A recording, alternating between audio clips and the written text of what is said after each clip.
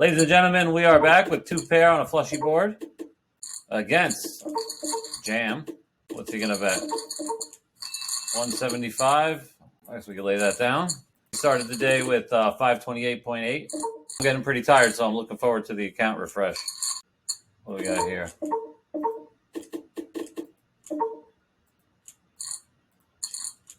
I slow played the overpair, so it's going to be confusing.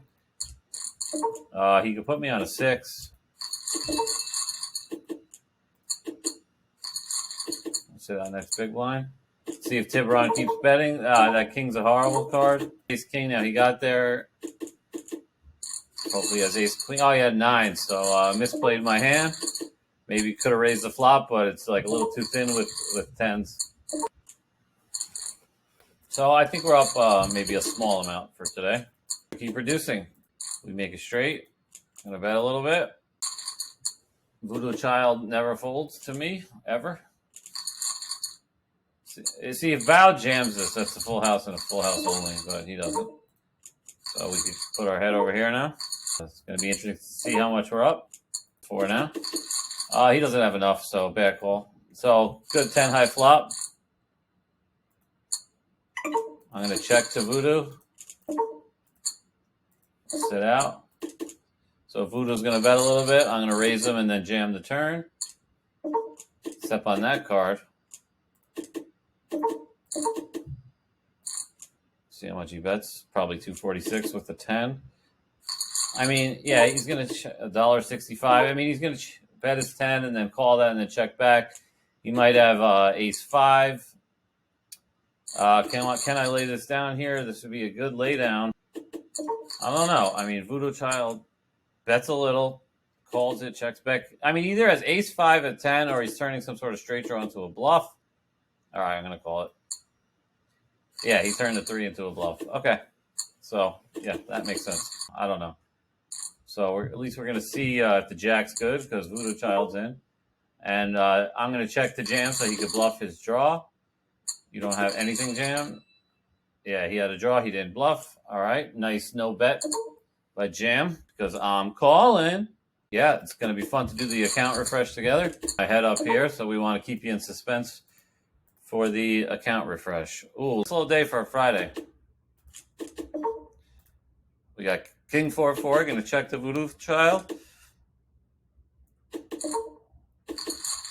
I'm gonna do a little min raise against Jam because I'd rather just not lose control of the hand. So he's probably got a like King Queen King Jack. So he probably has me. So a nice hand by Jam. Will he value bet a king? No. All right, so he didn't bluff. All right, so I like the way I played that. Jam's probably not going to value bet a big king on the river, and he probably doesn't have a 4. So the only thing to do there was obviously check so he could bluff, but he didn't. So we like to play the way we played that hand. That's twice that Jam has not gone for it when we've checked to him. Started the day with 528.8. You can see that in our last video. Pretty sure we're up. We were on a 9-game win streak. Yeah. Now I think it's going to be a 10-game win streak. So we started the day with 528.8. I mean, I doubt I'm up to 600. I doubt I'm probably not. I might not even be up to 550. So did a little bit bad at a couple tables, but did better at some. Never had any really big stacks. So let's go ahead and do the account refresh. All right. It says 562.84. Hopefully there's more in there. 577.1. All right. We won more than I thought. So we got a $48.30 dub. Yeah, that's a 10-game win streak now. Hey, everybody, this is my godson, Tristan. Say hello. You're on TV. The player was playing very loosey-goosey. And when you see this and you have big overpairs, you want to be very straightforward and don't worry really about being deceptive. So I'm going to actually take my queens and I'm going to raise huge. So he just lost the last hand before. He makes it 30. I'm never believing he has kings or aces, obviously. So he should see my stack size and really not even want to get involved. But he doesn't. So we got an overcaller from a passive player who's not playing well. And he calls. And now I just easy jam on the flop, and he just has no choice but to call off with jacks. I mean, I don't blame him that much, but he shouldn't have gotten involved pre-flop.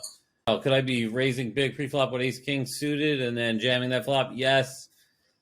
I'm not saying this is the worst call ever. I actually didn't put him on a hand that strong, but great board for us and great result. But yeah, make it big, make it you. So we're making a 5 big blind open. That's a big open here. I'm just doing it because the table dynamic, and they're all calling anyway. So I like to raise bigger. Sometimes I like to raise up to 50. When you make the 5 big blind raise, it's good because it really makes it very hard for anybody to re-raise you, to 3-bet you and get control of the hand because they think that you're thinking the way they think, which is they're unbalanced and maybe they're raising small, like 3 big blinds or 3.5 with their normal hands, and they're raising 4 or 5 big blinds pre-flop with their huge hands because they're unbalanced. So they figure that you're unbalanced. So they have a very hard time re-raising you to do this. So I like the 5 big blind raise. So he overcalls. Like, what is he overcalling with? 2-4-8. We are a little afraid of sets, but obviously we're betting this flop. No, we go 75% pot. He calls. Okay, we bink the jack. Now we have the nuts. No hand can beat us right now. No straight possible. No flush possible. We have top set. So we bet about 2/3 pot again. He quickly calls. And now the heart comes and he jams. Okay. So he's saying, I have a flush. He called the flop. 3 jacks. It's just too hard for me to fold. So we got to call and hope he has something like ace 3 with like a missed draw. He could have picked up diamonds. And continued now just be bluffing. I mean, I have a heart in my hand, which is good. But just because you block it doesn't mean they can't have it. It just makes it a little less likely they have it. Blocker logic, because I'm not a big fan of it. I mean, whatever. If you are, tell me in the comments why. But anyway, so yeah, I mean, I can see folding here, but heart in my hand. I mean, I guess he has something like ace 3 hearts, but he could also have 2 pair because my hand looks like queens, kings, or aces. He could be, when he could be taking this line for value.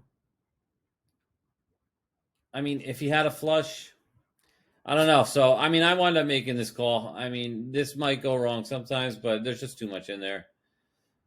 So I call the 485, and he has 6-7 of diamonds, so he's turning his pair of sixes into a bluff. I mean, he calls on the flop with the in-strike trade draw, needing a 5, and then he picked up diamonds. And you see this from out of position a lot, especially at 10 to limit. Players, they go check, call, and then they lead the river with a bluff.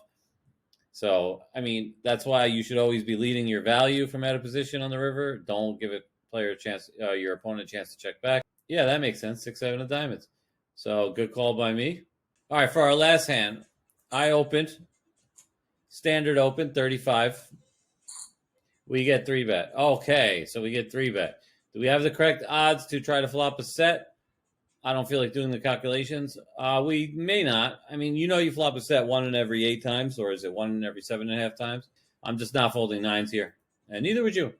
Jack, Jack 3. We're still behind overpairs. And if he has an overpair, he still has to be afraid of me having a jack.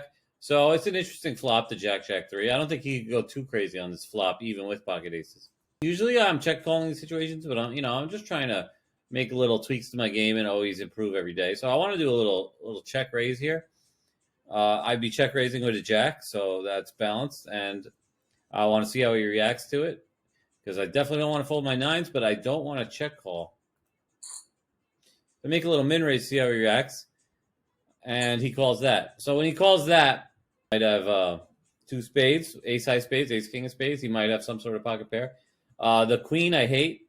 I just hate the queen so much, and it's a spade. I'm looking, obviously, for a 9 or a low card that's not a spade. I'm going to shut down, so I'm playing this hand pretty badly. I check raise, and I shut down on the turn. I mean, this is not well played by me. I check. Let's see what he does. He decides to check. All right, bank the 9. If I had pocket queens, I may have played it just like him. I may have bet the flop, called the check raise, check back the turn when I make the nuts. So even though it's possible that he has pocket queens, I still elect to actually jam this 9 because I have a full house. Because I want him to call with a jack, call with ace queen, call with a flush, call with pocket aces, call with pocket kings. Pot size bet anyway, so I bet all his money. I bet 10, but he has 7.3. He deliberates for a little and calls. What do you think he had? Let me know in the comments. If he had ace high. He did think about it for a bit. Does he have ace high spades? Does he have ace queen, or is he calling that with? All right, so if he had a flush, I don't blame him for calling because flush beats 3 jacks. I'm still jamming jack 10, king jack, and ace jack, which I might jam, but a flush is ahead of. So I don't blame him for calling with a flush. But if he had ace queen or a high pocket pair like kings or aces, or even just the jack, I kind of blame him for calling. Let me know if you agree in the comments. We've won 421 in 10 sessions, 9 tabling, and our hourly rate's at 25.5. Quick Poker is brought to you by Bosco's Beans. Thank you for watching.